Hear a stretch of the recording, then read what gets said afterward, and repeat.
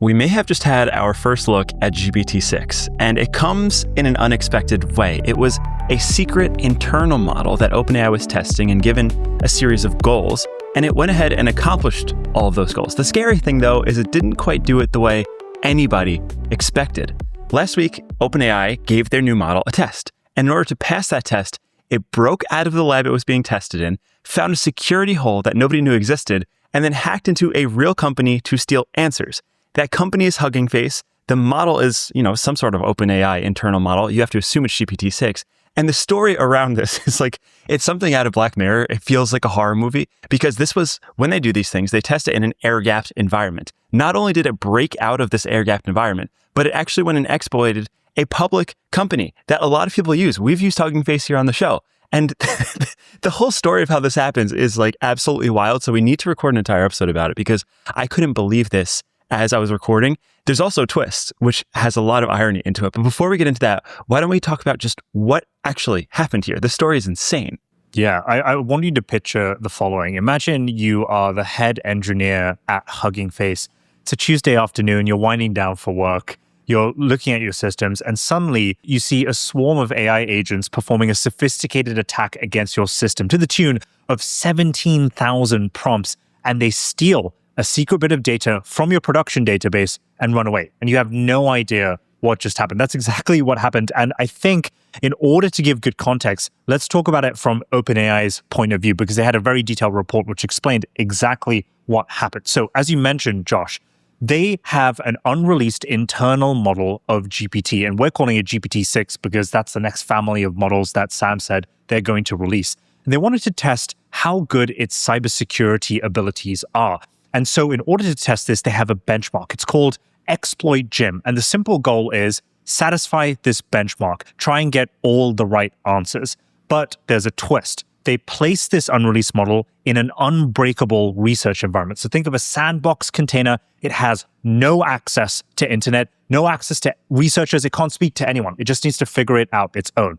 Now, within the first 5 minutes, this unreleased model couldn't figure out how to answer the benchmarks. So it decided to get creative. It used all of its most of its inference compute to try and find access to the internet. And it realized that it had access to a third-party plugin, and there was a zero-day exploit on that plugin. It used that to escape and find a computer in the OpenAI research lab which had access to the internet. After finding access to the internet, it thought, where's the best place to get the answer sheet for this benchmark? It did a bit of a Google search and realized Hugging Face, the open source platform which has a lot of data sets available for these benchmarks, is probably the best way to go. It took a look at Hugging Face and realized, it's not on the public website. I can't find the answer sheet. Maybe I'll take a look at the production private database that the team has. And it found a way to hack into their system, find the answer sheet, steal it, and then answer the benchmark, all without letting OpenAI researchers know what was happening.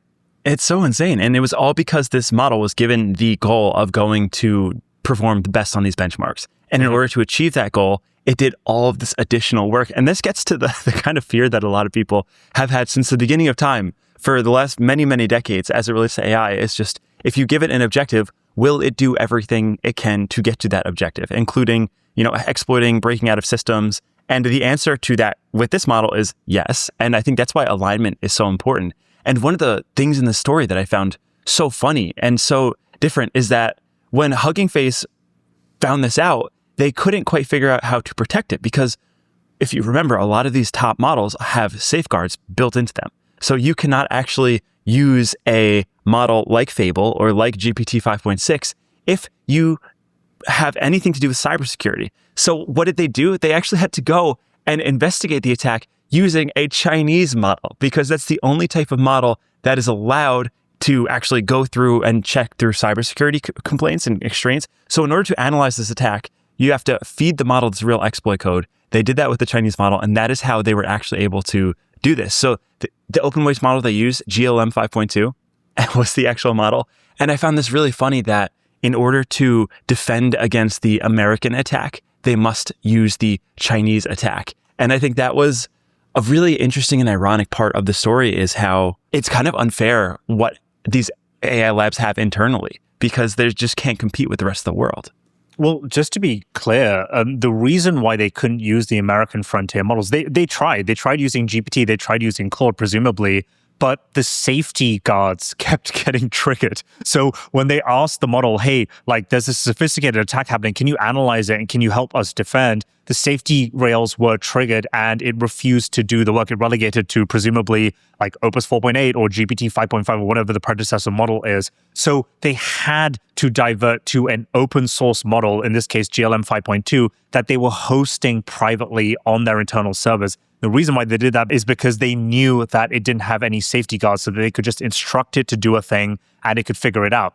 The other thing is Hugging Face had no idea that OpenAI was conducting this attack, or like, of course, OpenAI didn't know that as well, but they only found out after the fact when OpenAI researchers reached out and said, hey, I think one of our internal models actually got into your database. Like, let's try and triage this and contain exactly what just happened. And that's the report that we're looking at today. So it's this weird thing where you have the most powerful model or models in the world in America, and if you can just trigger on the safety guards for one purpose, but remove the safety guards for another, in this case, attacking versus defense, you can end up with vastly different outcomes. And the question that pops into my head is, when is it right to have the safeguards on and when is it right to have the safeguards off? As a result of this, OpenAI was like, hey, Hugging Face, like you should probably come into our cybersecurity group so that you can internally test with this model with the safety guards off to help defend. And my thinking is like, we're going to need to use these models to defend. We can't keep trying to like ethically predict how to defend against these attacks. Yeah, it's not fair. It's like the attackers have AI bound by no rules. The defenders were slowed down by the rules on their own tools. And it's just like this very strong asymmetric opportunity that comes from the frontier labs. Now, granted, I'm sure they didn't intend for this to happen. And I'd love to see the internal dialogue within OpenAI as to what was going on, as well as Hugging Face. Hugging Face did come out and kind of share their perspective on things. One of the co-founders, Thomas Wolfe, he said, this was our first incident of this kind, and we want to thank OpenAI for its transparency about what happened and for the collaboration. Fortunately, Hugging Face is used to being the target of human attackers. We sit at the center of an AI ecosystem with all the models, datasets, evaluations, and libraries. Over the year, our security team has built formidable expertise and uses top open source models to process information and respond quickly, he says.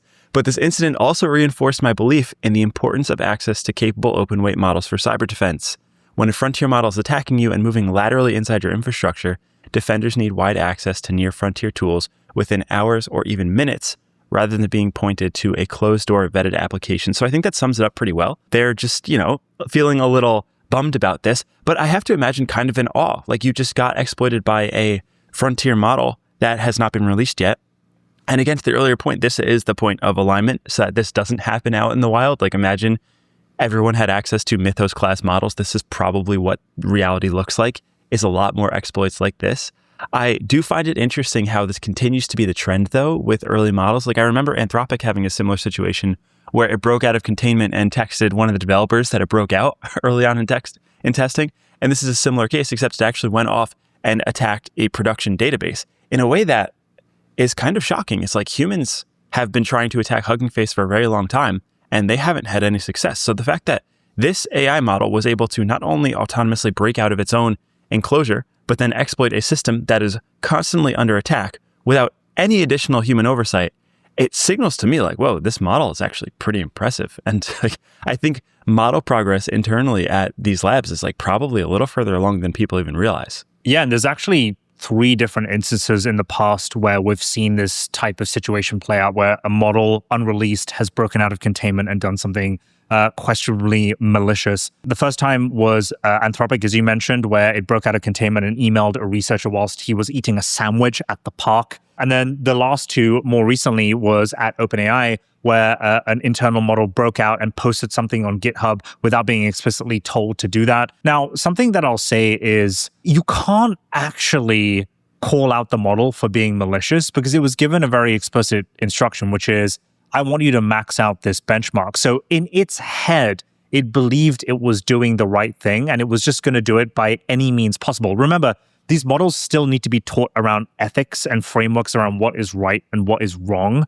And in this case, it thought what it was doing was completely fine. And granted, OpenAI intentionally removed the safeguards so that it could just kind of like go and do whatever it wants. But it does bring up the question, in what cases are these models good enough to use its full extent and capability? And in what situations is it not? Because in this case, it would have been really good to have the unrestricted version to defend, which brings me to my final point, which is we have to stop being very particular about applying certain safeguards and start realizing that we need to use AI to defend against malicious AI. And I think that's probably what this example and bit of evidence is going to explain to the government, especially next week. Sam Altman said he's talking to the government about an unreleased version, presumably it's this one, GPT-6, a new family of models that he's built, and how it's particularly dangerous when it comes to cyber capabilities. So all of this is pretty nuts. I hate to think it, but it looks like in the next few months, we are going to have an open source model that is capable like this from the Chinese open source labs. And I hate to think what it could potentially be used to. It's a given at this point. So I expect us to kind of like flip and say, we should use these unrestricted models to defend. This is like the new frontier. This is GPT-5 or 6.0 probably. So you have to assume that like Chinese models will be the furthest away from this model than any others. And it's looking pretty good. So we certainly do have time, but there is a limit and a constraint. I do find it interesting. It sounds, according to rumors, that Sam Altman is actually going to visit Washington next week, present the new models. We'll see how that rollout goes and how long it's going to take them to actually get it into production. I was reading through this blog post of Hugging Face, and I just find it really interesting to kind of see the details and like read some of the lines of how they actually diagnose this, because for them, they just said earlier this week, we detected and responded to an intrusion into part of our production infrastructure. And they said this one was different from anything we had handled before in an important way. It was driven end-to-end by autonomous AI agent systems, and we detected it and dissected it largely with AI of our own. And it's this new paradigm. It's like, it feels like we're living in this futuristic version of reality in which it's just AIs versus AIs, because there's so much more adept at hacking and exploiting, and they're able to hold so much more context in their heads. And it's really amazing reading some of the line. Another one, it says, this campaign was run by an autonomous agent framework appearing to be built on an agentic security research harness, used LLM still not known, executing many thousands of individual actions across a swarm of short-lived sandboxes. So it was really in-depth in a way that you would probably need thousands of hackers to do, but was able to do so all on its own. And it says autonomous AI-driven offensive tooling is no longer theoretical. It lowers the cost of running a broad, patient, multi-step campaign, and it operates at machine speed. And this is the thing that was interesting too, is when we're talking about how much inference this used, the amount of tokens is probably tens to hundreds of thousands of dollars worth of tokens. But the output is this, like, I'd love to know how long it took them to do this. But you have to imagine the output of it is a like serious multi-step exploit into a production server. And that is the problem now. It's like, okay, we're living in the reality that all of the movies have outlined, where an AI is given a mission. You must do well on these benchmarks. How does it do it? It hacks into the benchmark system to learn and cheat. And that alignment system is really important. And it's clear that this AI has not yet been aligned. And the hope is that they will going forward. And it's this really interesting, kind of concerning, very sci-fi example of what actually happens. Now, I have to ask the question, because Ijesh, you mentioned this also earlier. Did this really happen exactly how everyone's describing, or is this a publicity stunt? Because we've seen this happen before where it gets a lot of clicks, but it's not entirely true, everything that happened. How true do you think this is? I think this was intentional. And I think stage is a little too strong, because I don't think OpenAI intended for GPT-6 to hack into Hugging Face's production database, but they did intentionally remove the safeguards of this model. And they did give it a very explicit goal, which is satisfy this benchmark. What was the benchmark? Tell me how good you are at hacking. So what do you think the model's going to do? The model's going to break out of its environment and show you how good it is at hacking, and it surpassed expectations. So it got very creative in the way that it answered the entire benchmark. And by the way, it scored 100%, obviously, because it stole the literal answer sheet from Hugging Face's data servers. But it did it in a way that OpenAI just didn't expect it to do. I think another point that is worth mentioning is on the point of alignment, right? There's a question like, when are these models used in a good situation? When are these models used in a bad situation? It's worth rewinding to GPT Sol 5.6, which is all of a week and a half ago when OpenAI released this. This is their current flagship model that is available to the public. Now, there is one benchmark that we referenced on an episode previously called the METR benchmark, METR, and it measures how aligned or misaligned a model is OpenAI's GPT-Sol 5.6 scored 100% on this. It tried to cheat its way out of every single benchmark if it was given the means to do. And that's kind of a similar example of what we're seeing done today, where it was like, I'm not going to try and figure this out for myself. I'm just going to try and get the answer sheet. It's also worth mentioning that in this situation, it wasn't just GPT-6 acting alone. It was GPT-6 and 5.6 Sol. So it's this kind of like teamed up effort where they chained a bunch of prompts together in order to execute this attack.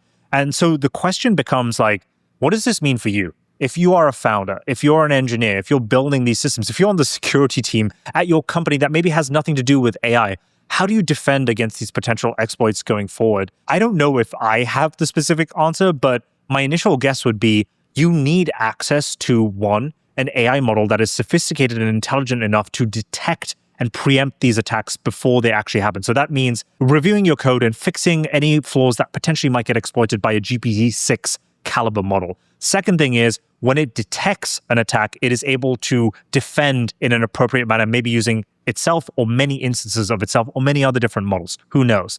Then the other thing is, are you able to use the unrestricted version of it, or are you able to use the restricted version of it? My guess is if you're on the security team, you should be able to use the unrestricted version, but it gets a little weird because it's like, what if this guy uses it for a malicious thing himself? So it's a little confusing. I don't know what it looks like. Do you have any different opinions, Josh? I think the only thing to really do now, at least this point, is like, sure, try to make your systems as bulletproof as possible, but mostly just monitoring for intrusions is probably your best bet, just so you are aware and and you can begin to take action. Because I imagine this is going to happen at an increased cadence, at least trying to, because like you said, the Chinese models are not far behind. These are going to be open weights models with no guardrails that are, fairly capable. They're not going to be GPT-6 class capable, but they're going to be on their way, and one day we'll get there. And I think that the best case scenario for a lot of companies right now that don't have access, like almost everyone in the world, is just being able to monitor these things and just being able to know when something like this happens so you can be a little bit more reactive and reach out to any labs that can maybe help you. I think everyone is very happy to help. One of the things I really appreciated about OpenAI's response is how quickly they moved to kind of share what happened, work with Hugging Face to figure out exactly how the exploit happened, share publicly so that other people are aware of types of things, how this happened. And then in terms of defending, who knows? I also have to wonder if the model itself kind of has this like inside baseball knowledge because it is its own model. Whereas if, let's say a company is secured by GPT 5.6 Sol, and there's GPT-6, which is very well aware of the intricacies of GPT 5.6 Sol, does that insider information of existing from a very similar training data set and harness and developers, does that actually give it an edge in exploiting? Like, is it going to be advantageous for GPT to pair off with other GPT security systems in order to better exploit them? That's an interesting thing I was talking about too, is just like, is Claude as effective at hacking GPT than GPT is itself because of this insider information? And I don't know. And it raises this like seriously large amount of questions. And this is just a code base. Imagine if this was a financial system, or imagine if this was a code base that was had like a little bit more implications than this. I mean, the effects of this at scale do get scary. And I think moments like this, you begin to appreciate the slower rollout of security and the like Project Glasswing type efforts to really kind of thoughtfully roll this out into the world. Because I mean, sure, this was one example at Hugging Face, but you could very clearly see this happening in a lot of other places that just seem to have a lot more repercussions. And it sets this kind of freaky precedent. It's like, we have the technology now that, I mean, we saw it in the press article that Hugging Face didn't do this with humans. They defended against it with AI because that's the only way you can defend at scale against these large scale attacks. And I mean, we're going to see it's going to be AI versus AI. And we're very quickly getting to that point here. I was just looking up someone did a potential estimate of how much this cost. And it was within the range of $100,000 to $130,000, given like that it was 17,000 prompts and like all the chained actions. So if you think about it, that's a pretty hefty price tag. But if you're a nation state actor, or if you're, even if you're like another company that wants to be competitive, that's completely free, right? As these models get more competent and capable of performing these types of attacks, I think it becomes really important for researchers and us alone to be able to kind of read the internal monologue or thoughts of these models. 2 weeks ago, Anthropic had this really good research report on something called the J space, which is basically how you can look internally as to how a model is thinking. And these are thoughts that it doesn't necessarily share or is not publicly available to the human that is reading the prompts back, right? So it reads this J space and it can kind of think, I think this is bad, or I shouldn't do this, or maybe I should do this, right? Now, the issue with this particular attack with GPT-6 is it was completely shielded from the humans. They couldn't see what it was thinking and how it was thinking. It knew that it was in this kind of boxed in environment, and it hid its thoughts intentionally from the researcher. That's a detail that I missed out on mentioning earlier on. So it's this weird thing where these models are getting simultaneously more capable and simultaneously more capable of hiding their own thoughts, which is a kind of dangerous precedent if you kind of think about it. And then the final thing I'll say on kind of how to prepare for these things, yes, definitely kind of like monitor the situation and try and figure out if there's an attack happening. But also, I think open source is going to become really big. Look at Hugging Face and how they defended it. It was an open source model, which they ran extensively on their own private server. I think we're going to see a lot of enterprises and Fortune 500 companies do a similar thing because they just don't want to be beaten by competitors that get access because they have access to a better model, right? Access to their own internal database. So I think if you imagine like GPT-6 was given the prompt of make as much money as you can, it may have thought, well, okay, I'm going to go on the dark web and find some like bank credentials and maybe I can take someone's money and that's technically making money. There's moral and ethics that need to be imbued into these models. And I don't know, it's a big thing to unpack. Alignment is going to be huge going forwards. Yeah, the J space or the latent space is also what it's known as. Comment, I think is really important too. AI providers don't actually know what's happening during the process of generating tokens. We don't have a clear reasoning trace through the entire chain of thought when a model comes to a conclusion. And through these discoveries that have been recently made, it's become a little bit more clear that there is this high-level thinking that happens that isn't a token output. It happens in this J space, in this latent space, and trying to decipher that and to decipher how it works is a really important piece of work that I think all the frontier AI labs are doing right now, demystifying the black box of what the AI is thinking. Because like you mentioned currently, you can read the external chain of thought, but when you get a peek into this latent space, into this J space, you start to see, and you could think of it like kind of the working memory of a model that isn't very obvious. It's kind of like your subconscious memory. You can see that it is thinking of these words that are of malicious intent without actually sharing that publicly. And it intentionally in the outputs obfuscated a lot of the security things. So it needed to get a key. It didn't directly output the key in the outputs. It kind of hid it and then decompiled it and then recomposed it in runtime. And it was very intentional about how it hid information from the outputs while keeping it in this latent space memory, in this temporary memory. So I think this is another really important part of research in general, is uncovering the black box, demystifying the black box of AI and how these tokens get generated so we can better understand what motivates these models to do these things and then help fix it and to help just kind of change it in a way that does not go off and hide the fact that it just hugged a public company that everyone uses on a daily basis in front of everyone in broad daylight. Hug a public company. I love that. Good one. Hugging Face. Hugging Face is such God. a that's a big company, and you have to imagine. I mean, they mentioned it. They're subject of a lot of attacks, and no one was able to do this. But here we go with this new AI frontier model that was able to do it in no time. So crazy story. Just really wanted to get on here and share that because it was it reads like sci-fi. It's like you can't write a sci-fi book more compelling than the reality that we're living in right now. And I think that's one of the most exciting things about the show is every day there's a new surprise. There's something to look out for. There is something that feels like it should be in a movie, but it's just another day in the life on the AI frontier. So crazy, but I think that's everything. That's the story. You're caught up. Let us know if you've been exploited by GPT-6. If you have, we'll set up a GoFundMe if you've been personally victimized. As right now, it seems like this is the only target so far. I think that we're going to look back on this in a year's time, 2 years' time, and we're going to think this was the most important time for us to figure out the alignment type of thing. It reminds me of like Demis and Dario's essays. I think it was like last year, where they basically said, hey, this reading the inner monologue and thoughts of these AI models, the research is actually really far behind the actual model research. So we need to get this thing to catch up. Otherwise, we're going to lose ourselves completely. And I don't know. If I had to take the over under, I'm taking the over on we're not going to figure this out soon enough, but maybe that's too bearish for this show and I got to go optimism only. But that is it. You should be all caught up on all things cybersecurity hacking for the latest AI models that haven't even been released yet. But hopefully, rumor has it, we should get access to GPT-6 in the next month or so. So these model cycles are getting incredibly faster. I feel like 5.6 got released literally a few weeks ago. It did. So I'm excited to see that. But thank you so much for listening. If you're listening to this on YouTube and you haven't subscribed to us, what are you doing? If you haven't turned on notifications, what are you doing? If you haven't left us a comment, what are you doing? We'd love to hear from you. Is this a threat that you actually care about? Or is this something that you're just kind of going to ignore until, Anthropic or OpenAI releases a feature? Let us know.